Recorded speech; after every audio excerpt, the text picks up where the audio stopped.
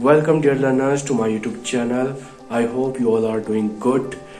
Today I am going to explain poem number 6 of class 12th. The name of the poem is Aunt Jennifer's Tiger and the writer is Adrian Rich. So let's start without delaying line by line explanation of the poem. तो शुरू करते हैं poem number 6 class 12th की aunt Jennifer's tigers. और इसकी जो poet है वो है एड्रिन रिच। इनका पूरा नाम है Adrienne Cecile Rich. She was born in 1929। और इस पोएम में एड्रिन रिच आंट जेनिफर के माध्यम से हमें बताना चाहती है कि जो मैरिड लाइफ होती है एक वुमन की, वो कितनी बुरे एक्सपीरियंसेस से घिरी हुई होती है। वही इस पोएम में हम जानने की कोशिश करेंगे। तो बिना देर किए शुरू करते हैं लाइन बाय लाइन पोएम का explanation. Aunt Jennifer's tiger prance across a screen, bright topaz denizens of world of green. तो आंट जेनिफर जो है एक स्क्रीन पर एक पर्टिकुलर प्लेस पर जो है एक टाइगर का चित्र बना रही है, ठीक है ना। लेकिन ये चित्र वो जो है धागे या फिर वूल की सहायता से बुन करके बना रही है, बिल्कुल इस तरह से जैसा कि आपको स्क्रीन में दिख रहा है, ठीक है ना। तो ऐसे ही जो है उस टाइगर को जो है एक स्क्रीन पर आंट जेनिफर बुन करके बना रही है। लेकिन जो ये टाइगर है ना, ये जो है प्रेंस अक्रॉस द स्क्रीन, यानी कि प्रेंस का मतलब है जंप करते हुए कॉन्फिडेंस के साथ उस स्क्रीन पर चल रहा है, जैसे ऐसा चित्र जेनिफर आंट जो है बना रही है। Bright topaz denizens of world of green. अब देखिए यहाँ पर ब्राइट यानी कि चमकदार, टोपाज पुखराज को कहते हैं, ठीक है ना। एक कीमती पत्थर होता है कुछ इस तरह का, आप देख सकते हैं ये कलर टोपाज का ब्राइट येलो कलर है। और ऐसा ही कलर जो है बाघ का भी होता है, वो आपको पता है, ठीक है। तो जो ब्राइट टोपाज है उससे कंपेयर कर रही है यहाँ पर पोएट टाइगर को, ठीक है ना। क्योंकि यहाँ पर denizens of the world of green लिखा है ना, तो यानी कि जो ये ग्रीन वर्ल्ड है, यानी कि जो जंगल है वहाँ का जो ये रहने वाला है। डेनिजन्स का मतलब किसी पर्टिकुलर स्थान पर रहने वाला कोई प्राणी, ठीक है ना।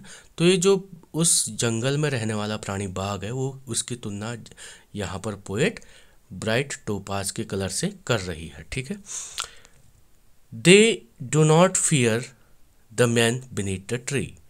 और यहाँ पर पोएट कह रही है कि जो ये टाइगर है ये पेड़ों के नीचे जो है, जो इस जंगल में जो है इंसानों से या शिकारियों से भी नहीं डरता है, वो बिल्कुल फियरलेस है, निडर है, निर्भीक है। They pace in sleek chivalric certainty. अब देखिए स्लीक का मतलब होता है एलिगेंट या स्मूथली, ठीक है। और सिवेलरिक का मतलब होता है ब्रीव, बहादुरी से, ठीक है ना। और सर्टेनिटी का मतलब होता है कॉन्फिडेंस से। तो यहाँ पर जो है जो टाइगर है वो पेस यानी कि तेज गति से चल रहा है, ठीक है ना। पेस का मतलब है यहाँ पर वो चल रहा है बिल्कुल एलिगेंट तरीके से और बिल्कुल ब्रेव, निडर होकर के और बहुत ही कॉन्फिडेंस के साथ चल रहा है।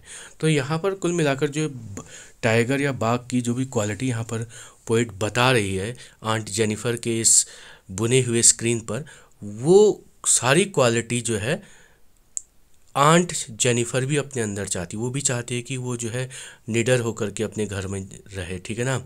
और वो भी जो है कॉन्फिडेंस के साथ घर में रहे और कॉन्फिडेंस के साथ घर से बाहर निकले। लेकिन ऐसा उसकी ज़िंदगी में कुछ भी नहीं, वो हमें आगे पैराग्राफ में पता चलेगा। तो देखते हैं next paragraph. Aunt Jennifer's fingers fluttering through her wool. अब देखो जिस वूल से, जिस धागे से, जिस ऊनी धागे से वो टाइगर का चित्र बुन रही है, ठीक है ना, उसको बुनते वक्त जो आंट जेनिफर की जो अंगुलियां हैं वो फ्लटरिंग कर रही है, यानी कि वो कांप रही है, ठीक है ना। Find even the ivory needle hard to pull. Ivory का मतलब होता है हाथी दांत, ठीक है ना। तो हाथी दांत से बनी हुई जो निडल सुई है उसको खींचना भी उसके लिए मुश्किल हो रहा है। क्यों? क्योंकि वो जो है अपने घर में हमेशा काम करते करते बहुत कमज़ोर हो चुकी है, ठीक है ना। उस पर बहुत ज़्यादा बोझ है और वो जो है घर में कॉन्फिडेंस से नहीं रहती है, वो डरी डरी सी रहती है, जिसके कारण उसकी उंगलियों में कंपन है, फ्लटरिंग कर रही है। The massive weight of uncle's wedding band. अब देखिए जो वेडिंग बैंड है उसका मतलब है वेडिंग रिंग से, यानी कि शादी की अंगूठी से, ठीक है ना। तो उसके उंगली में अंकल के द्वारा दी गई एक शादी की अंगूठी है जिसका बहुत अधिक भार है उसके उस पर, ठीक है ना।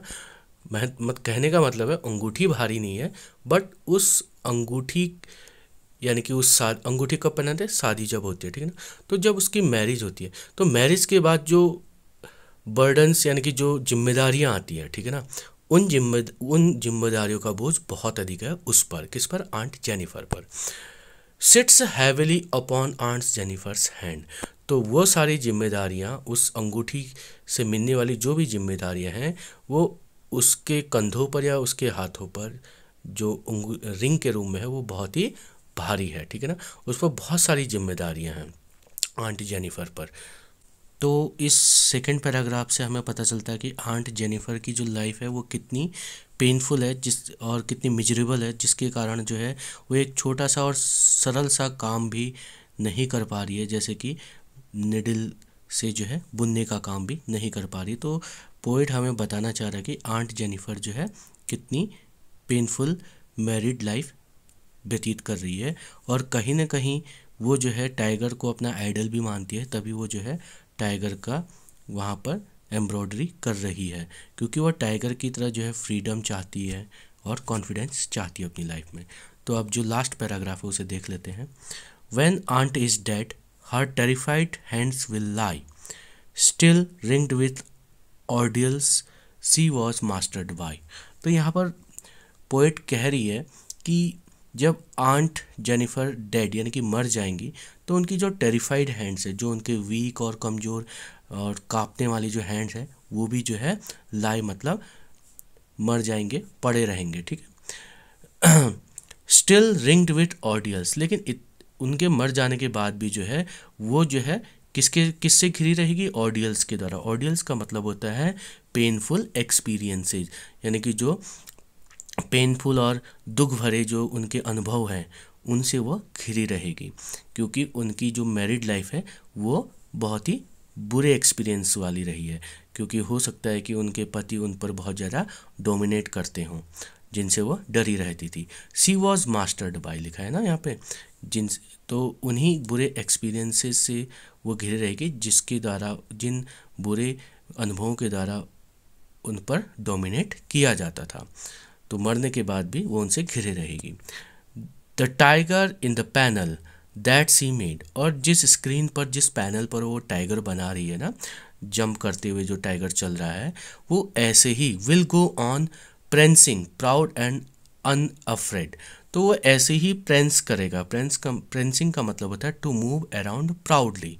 तो वो टाइगर जो है ऐसे ही प्राउडली यानी प्राउडली मूव करेगा और अनअफ्रेड बिना किसी डर के। जबकि जो आंट जेनिफर है जो वो जो है बहुत डरी रहती हैं अपने घर में, उनके पास बिल्कुल भी फ्रीडम नहीं है और ना ही कोई कॉन्फिडेंस है।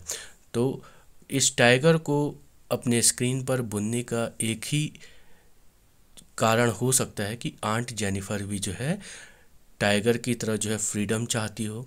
फ्रीडम का मतलब होता है स्वतंत्रता, अपनी लाइफ में अपने डिसीजन लेने के लिए स्वतंत्र होना चाहती हो और अपनी लाइफ में कॉन्फिडेंस से आगे बढ़ना चाहते हो, बिल्कुल बाघ की तरह, ठीक है ना। तो कहीं ना कहीं आंट जेनिफर जो है बाघ यानी कि टाइगर को अपना इंस्पिरेशन मानती है, और इसमें हमें पता चलता है कि आंट जेनिफर की जो वैवाहिक जीवन है, जो मैरिड लाइफ है, वो जो है बहुत ही पेनफुल है, जिसमें बहुत ज़्यादा सफ़र करती है और कहीं ना कहीं वो बाघ की तरह जो है फ्रीडम और कॉन्फिडेंस दोनों चाहती है, ठीक है। तो इसी के साथ समाप्त होती है हमारी ये पोएम नंबर 6 क्लास 12 की आंट जेनिफर्स टाइगर्स। लेकिन इससे पहले मैं आपको बता दूं, यदि आप इस पोएम की मैं देखें राइम स्कीम, तो राइम स्कीम बहुत ही आसान है। जैसे स्क्रीन ग्रीन से राइम कर रही है, ट्री सर्टेनिटी से राइम कर रही है ना, तो इसकी जो राइम स्कीम बन जाएगी इन 4 लाइनों में वो बनेगी ए ए बी बी, ठीक हो गया। और फिर थर्ड और फोर्थ फिफ्थ और सिक्स लाइन में देखिए वूल और पुल, ठीक है ना, तो ये राइम कर रहे हैं तो ये बनाएंगे सीसी। और बैंड और हैंड ये बनाएंगे राइम स्कीम डी। फिर लास्ट के स्टेंजा में देखिए लाई और बाई, मेड और अनअफ्रेड, तो ये भी राइमिंग स्कीम बना रहे हैं। तो लास्ट की जो 4 लाइन है इनमें राइम स्कीम बनेगी ई और एफ, ठीक है। और यदि हम बात करें पोइटिक डिवाइस की, तो इसमें हमें जो है पोइटिक डिवाइस जो है जैसे कि अलिट्रेशन भी देखने को मिलता है। यदि आप चौथी लाइन देखेंगे लास्ट में सिवेलरिक सर्टेनिटी, ठीक है ना, तो ये जो है अलिट्रेशन पोइटिक डिवाइस। और 5वीं लाइन में देखिए फिंगर्स और फ्लैटरिंग, ये भी जो है अलिट्रेशन पोइटिक डिवाइस का एक उदाहरण है, ठीक है। साथ ही साथ इसमें हमें जो है मेटाफर भी देखने को मिलता है, ठीक है ना। यदि आप मेटाफर देखेंगे तो सेकेंड लाइन में देखिए bright topaz denizens of a world of green, तो यहाँ पर हमें मेटाफर पोइटिक डिवाइस देखने को मिलता है। यदि बात करें हम पर्सनिफिकेशन की, तो जो चौथी लाइन है इसमें स्लीक स्वेलरिक सर्टेनिटी कहा गया ना, दे पेस, तो जब भी जो है किसी जानवर या निर्जीव चीज़ एनिमल या जो नॉन लिविंग थिंग्स होते हैं उनका वर्णन हम लिविंग पर्सन की तरह करते हैं, तो वहाँ पर पर्सनिफिकेशन होता है। तो चौथी लाइन में भी जो है पर्सनिफिकेशन पोइटिक डिवाइस बनता है। तो इसी के साथ समाप्त करते हैं इस पोयम को। So this is all about the poem, and I hope the explanation of the poem will be helpful for you. And before ending the video, I would like to request all my viewers, please like the video, and if you are new in my channel, please subscribe my channel and press the bell icon so that you can get more related videos and upcoming videos in my YouTube channel. So thanks for watching guys, and keep watching and keep loving.